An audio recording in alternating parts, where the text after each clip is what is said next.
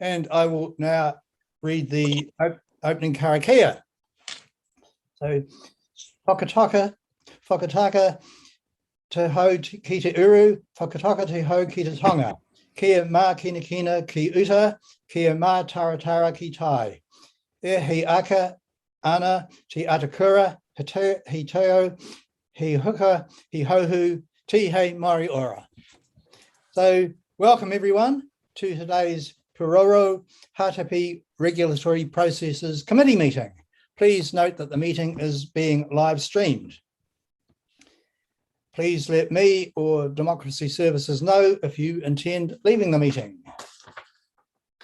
So some of the formalities initially, we have an apology from Deputy Mayor Free for early departure. Do we have any other apologies? Do we have the Mayor here at the moment? Okay, I'll put his name forward as an apology. Do I have a seconder, please? Thank you, Councillor Matthews. I put the motion which has been moved and seconded. Please vote accordingly, and hopefully I can find my little hand in time.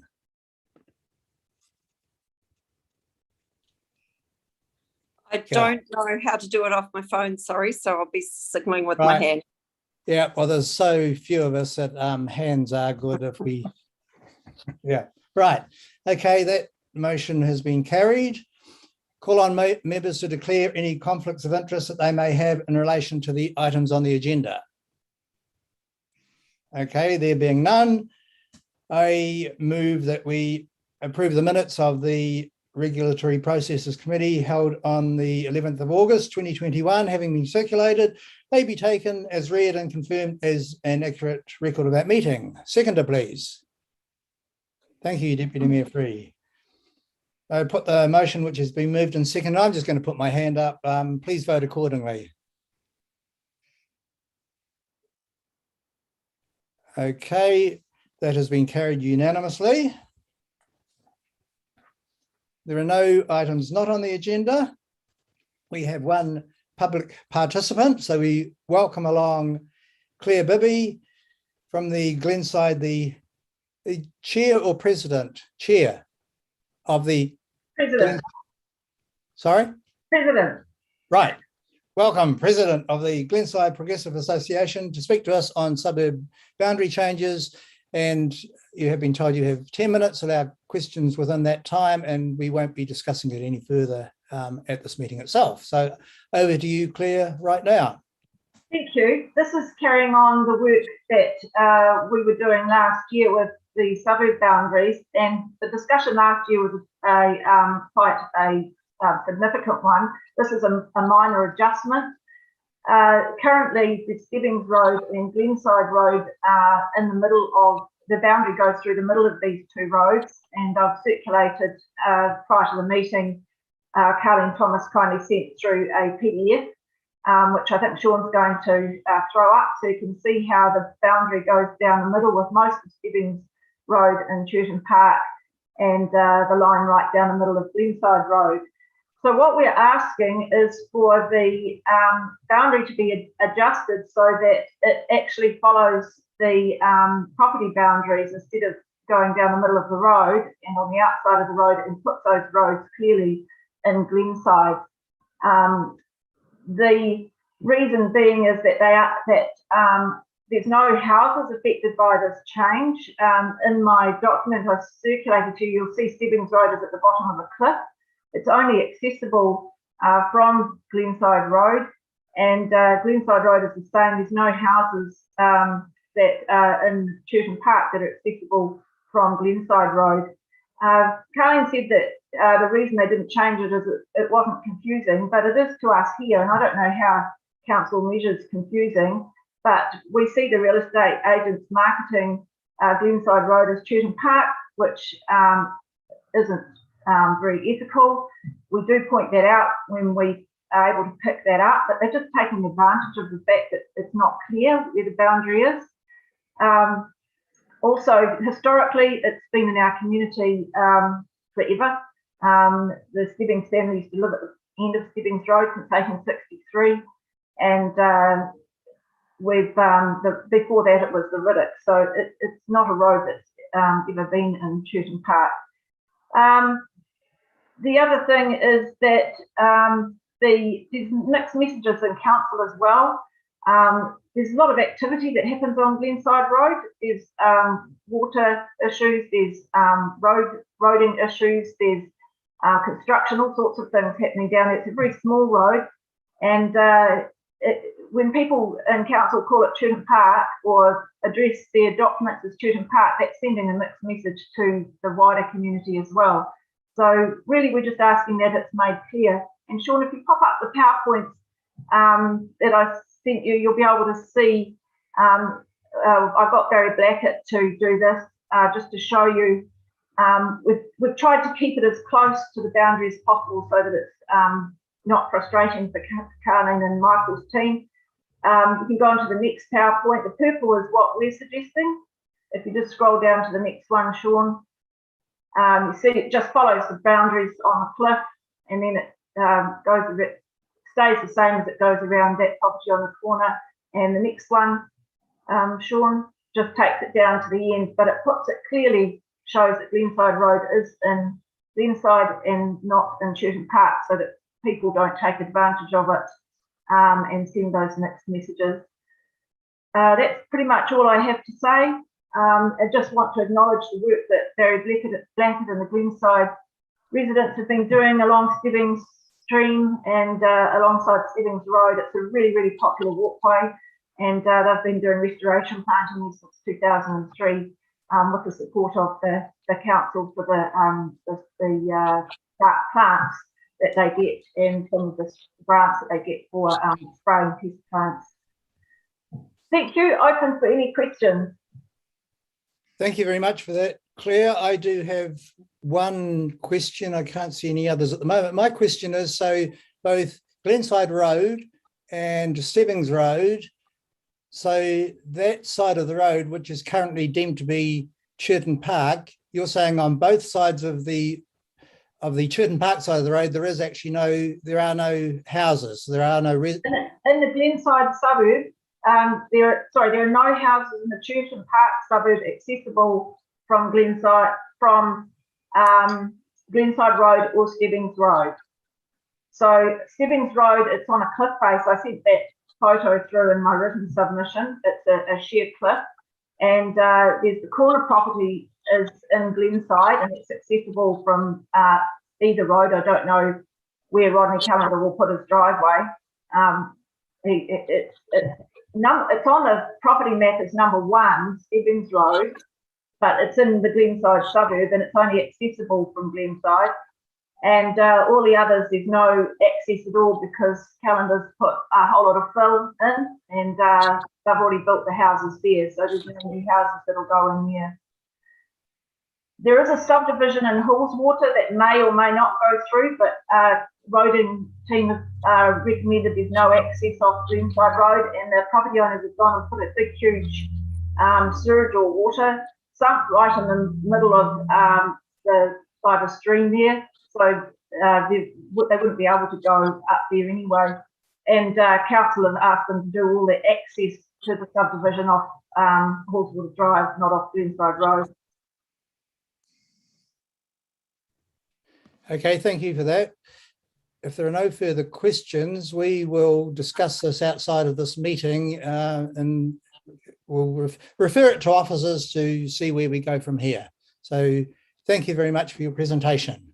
Have a good day. Thank you. Right. Bye. See you later.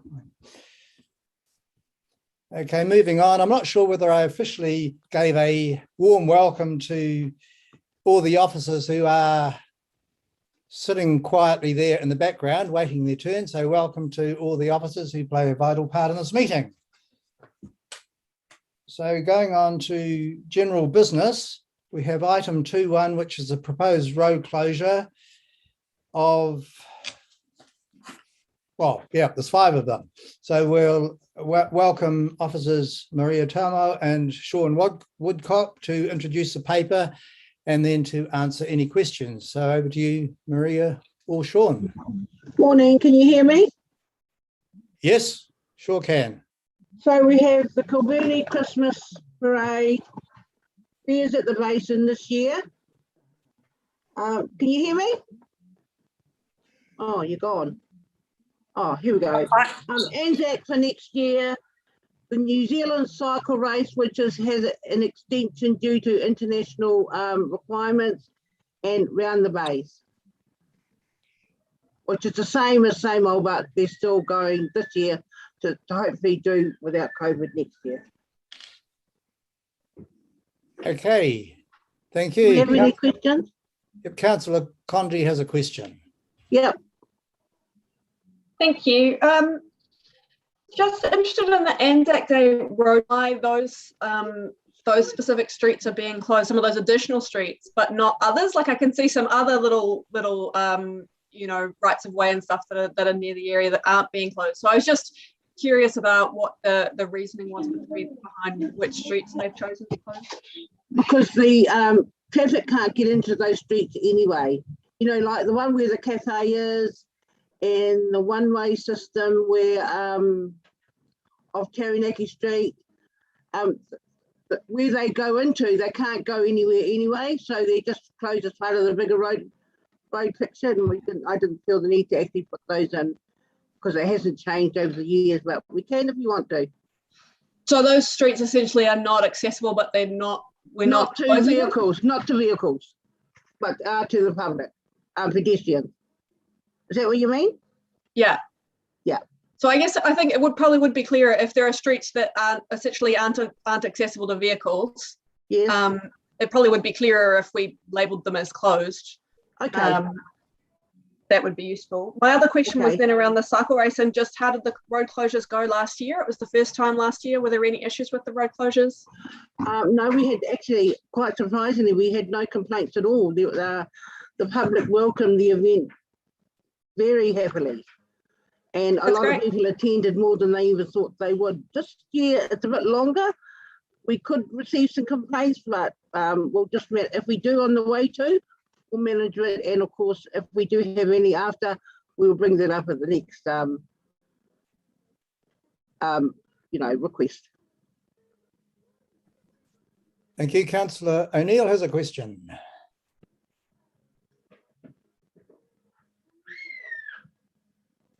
Thank you, Maria. My question, it says in the paper that we've sort of spoken to other parts of council. My question is around the Beers at the Basin event. And I just wanted to know, although this is a paper in regards to the traffic management, whether or not, things like host responsibility complaints or the management of people leaving Beers at the Basin have kind of come across our desk as well, or if that comes into at any point. Not in the road closure, but actually people leaving, especially if there's a crowd, we have to make sure we manage that. As far as the alcohol goes and how they manage that whole works will be managed through the health department. But I mean, we've got to manage it together as departments of the council anyway to make sure what you're saying is actually really covered off. Also, my understanding, Councillor O'Neill, is that public health will have quite a bit of say in terms of the liquor licensing as well. Cool. And just wondering, do we ever sort of liaise to make sure, like for very large events such as these, that Greater Wellington might be able to put on an extra bus, or, when public transport is accessible? Yeah. Yes, we work with the liaison people around the traffic management, especially when the numbers are duly increased. Cool, thank you.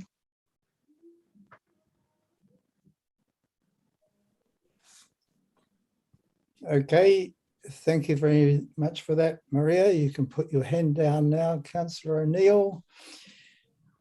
Well, these are all repeat events. There have been no objections other than the query that Councillor Condry raised. I'm going to move the motion that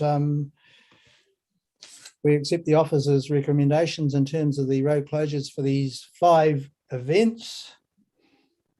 Can I have a seconder for the motion, please? Councillor O'Neill. Is there any debate?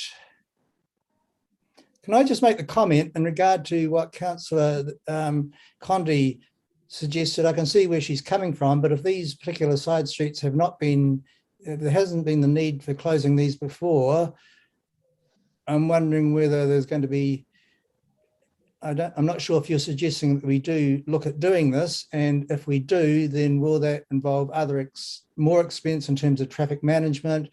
Will further notice need to go in the DOM post, etc.? So there are issues, I guess, I probably should have asked those as a question before, but there are aspects that we do need to consider. Councillor Sparrow, they're inside the road closure anyway, so adding it onto the advert won't be any more than it already is.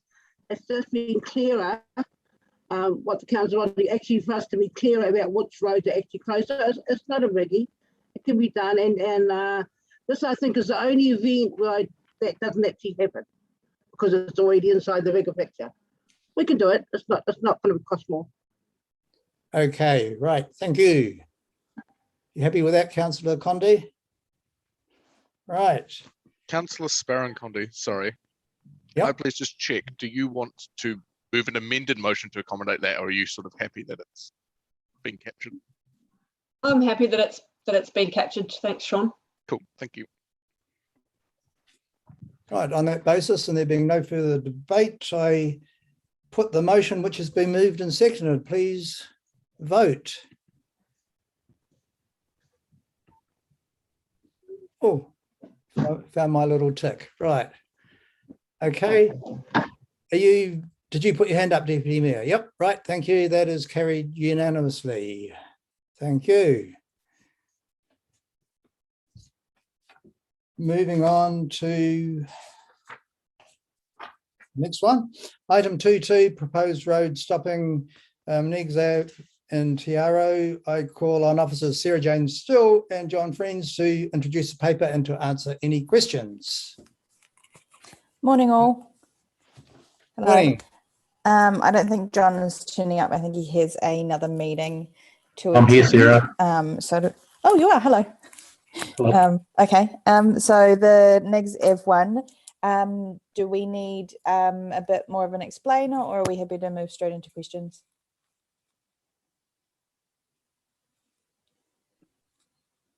Perhaps just a wee bit of explanation, being the in the location that it is. It's slightly different to a residential area. Yep. So this one is Knigges Ave. So it comes off Vivian Street. It is one of the little dead-end side streets that sit either side of the Victoria University building there in the park that's there. And we are proposing to stop the whole last 200 square metres of that formed carriageway and sell it to the adjoining owner, who owns all of the properties surrounding that road stopping land.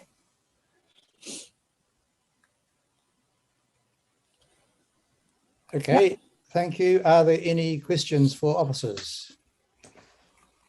Right, okay. Oh, Councillor Condi. Thank you. That did answer my first question, which was about the rights of way to all of those adjoining properties. So if they're all owned by the same person, although would that create an issue further down the road, given that there are kind of separate parcels? They could choose to sell off one of those parcels of land, and then there might not be an access way. How does that work? No, so we've put as a provision that they would need to provide access if they did want to keep the lots separately, or they could amalgamate all of their lots into one title, which they are going to do. So they've agreed to do that, yeah. And just because it's, as Councillor Sparrow said, it's kind of unusual to see this in the urban setting, do we know what it is that they want to do with this land and how that would fit in with the planning requirements around that? So the owners want to redevelop their current site, and so having that extra land helps that development potential. They haven't supplied us with any plans yet, but those would of course get assessed by our building team and our resource team at the time they make those applications. Hi Sarah, it's Liam here. How you going? I just thought I might help along Jenny's questions. So Council, I've been involved in some conversations with the university on a comprehensive development of the site. And I think it includes both housing and some campus activities as well. So yeah, from a consenting pre-application phase, we've been well aware of this development, and this is to facilitate what will eventuate in a resource consent being lodged. Thanks, Sarah. Thanks. I'm sorry, but I will excuse myself now if I may. Thank you. Thank you. Thank you, Deputy Mayor. Okay, there being no further questions, I would like to thank officers. We shall go into, actually I need to move it, that we accept the officers' recommendations 1, 2, A, B, C and 3. Seconder for the motion, please. Thank you, Councillor Wolf. Do you wish to say anything, any debate on this at all? I'd very quickly just like to say that it's exciting, and I hope that there's going to be lots of houses built here. You know, great to be able to facilitate. This is one of the big challenges of development in the city, right? Is different parcels of land that are too small to develop. So to the extent that this might make it easier for a comprehensive development on the site, I think it's fantastic.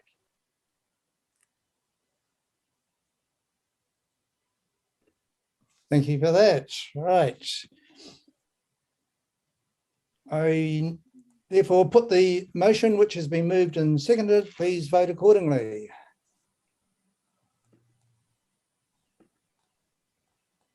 Right, that has been carried unanimously. Thank you. And while we have officers Sarah Jane and John still, we have moving to item 2.3, proposed road stopping land adjoining 20 Armitsar Street, Khandallah. Are there any questions for officers on this one? Okay, well, I move that we accept recommendations 1, 2 and 3 again. Seconder for this motion, please. Councillor Wolf again. Oh, yeah, okay, Councillor Wolf, that's fine, but next time we'll share the love a bit more. Right. I put the motion which has been moved and seconded. Please vote accordingly.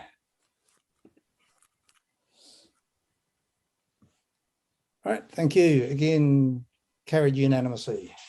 Thank you, officers. Appreciate the work. Right, item 2.4, just making sure I'm not on mute. One new lease subject to the Reserves Act 1977 to the Polo Ground Community and Sports Centre. So officers Fogo and Peter Clinton to introduce the paper and answer any questions. So do we have any questions on this one? This is a lease that has been operating for a number of years, and you'll have I don't need to explain it, it's all there in front of you, but Councillor Condi has a question. Over to you, Councillor Condi. Thank you. Oh, you've got a little cutie behind you. Mine are having a tantrum in the other room, so don't worry. Sorry about that. Oh, look, excuse me. Sorry, excuse me at this point. Should have actually given the officers the opportunity to speak first, so we should do that right now. So over to you, Faye, to introduce the report, and then we can ask questions. Actually, thank you, Councillor Sparrow. That was a very good introduction. It's pretty straightforward. It's a lease. We're forward-footing the lease because they will be doing some redevelopment on the site and would need to get some funding. We won't be giving the lease until redevelopment is done, but approval for the lease would help them get the funding that they would need. So, any questions?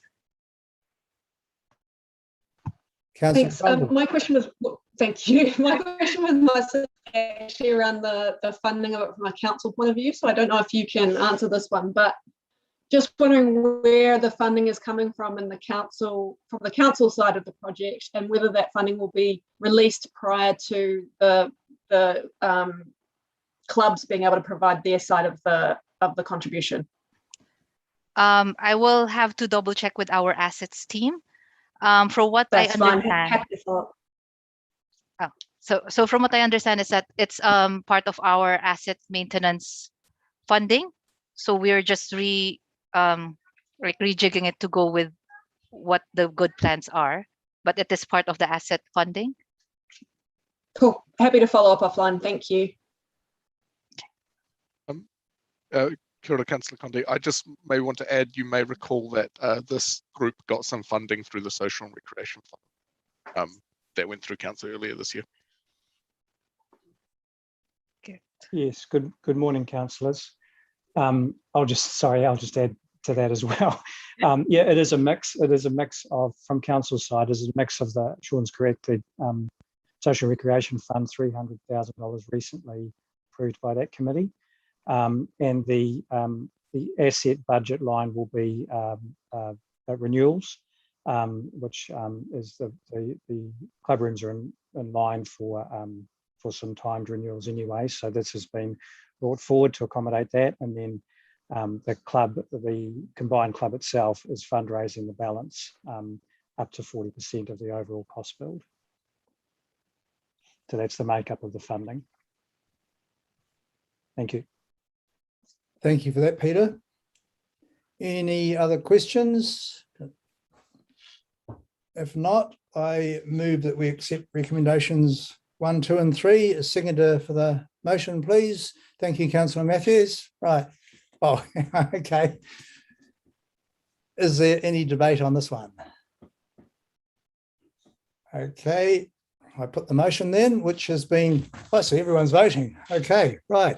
It's been moved and seconded, and let me find my little green box. There we are. It's been carried unanimously. Thank you for that. Now moving on to the item 2.5, the forward program. So we call on Officer Liam Hodgetts, that's what it says here. So Liam, to introduce the paper and to answer any questions. Liam, have you gone for a cup of tea? No, I'm just furiously working buttons, so my apologies, councillors. Look, the forward program's reasonably straightforward. That you've got a number of ones with the Chief Infrastructure Officer coming back to you, but there is also one that needs to be added, and it's for a co-housing project on Adelaide Road. So it hasn't made it onto the agenda, but it's going to be in that second cycle. So this project relates to an application by a collective on Adelaide Road who are looking for a DCP remission, so development contribution remission. So just that will be added, and you'll see that coming before you. Okay, thank you for that. Question from Councillor Condi. Yes, thank you.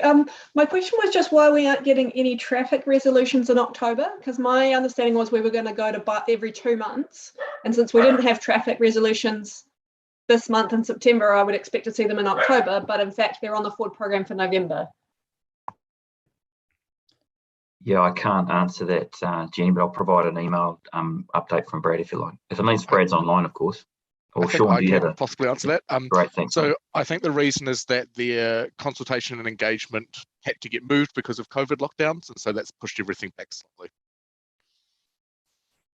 That makes sense. Thank you, Sean. Right. Yeah, thank you for providing that answer, because I did ask that very question at my briefing a little while ago and I couldn't remember the exact answer that was given. So good to have that clarified. Okay, we have no more questions. So I move that we accept officers' recommendations on this one. A seconder, please. Councillor Condi, is there any debate? There being none, hold on. Who said we can start voting? Right. Okay, we're voting. Well, now I've lost my button. Right, okay. Carried. Don't want to keep you waiting. We know you like a quick meeting, Malcolm. Right. Oh. This is just the best committee, isn't it? Right, okay, the final item on the agenda. And then I have a nice picture to show you, which some of you have seen already. Action tracking 2.6, page 73. Oh, it's Liam again. So to introduce the paper and to answer any questions. Again, councillors, are self-explanatory, so if taken as read, if there's any questions, I can attempt to answer it, and any of the staff around or online.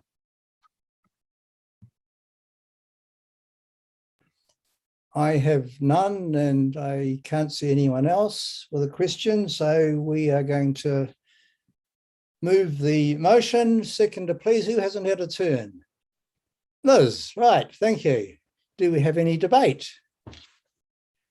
No, okay. Right, we're voting.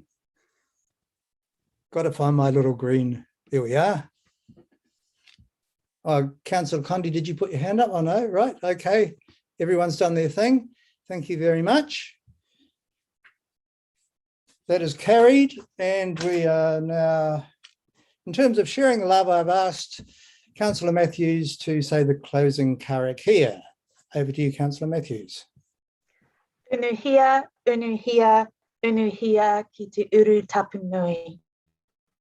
Kia wātia, kia mama, te ngākau, te tinana, te wairua. I te ara takatu. Hoi a rā e rongo, whakāria a ki ki ronga.